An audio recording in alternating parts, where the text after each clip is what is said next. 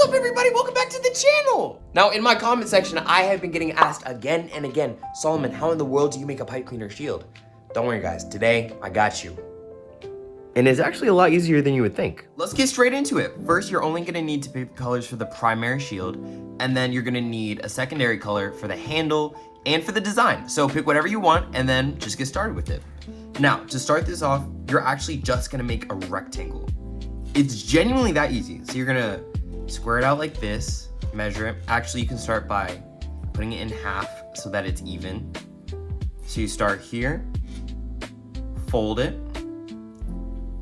one more time, and then fold it back down inside of the rectangle shape. And then once you have this rectangle shape, you're gonna tie it off right here. And it should come out looking something like this. Now, this is the hardest part of the pipe cleaner. All you have left to do is you're gonna take another piece of your red or whatever color you chose. You're gonna take the tip right here, you're gonna wrap it once, then you're gonna wrap it a second time, and then you're gonna fold it right here so that sharp piece doesn't cut you or hurt you. Fold it inside of it, and then you're just gonna go up to the top, wrap it, down to the top, wrap it, and you're just gonna do this all the way up. And it should come out looking something like this. Now, this is the last step. All you're gonna do is take another piece of your color, wrap it around the top, closer to the front, and then you're gonna wrap around once, fold it,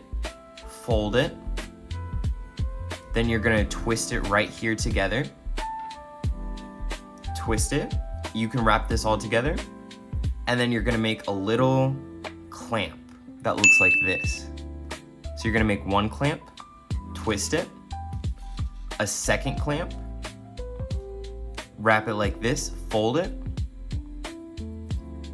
twist it,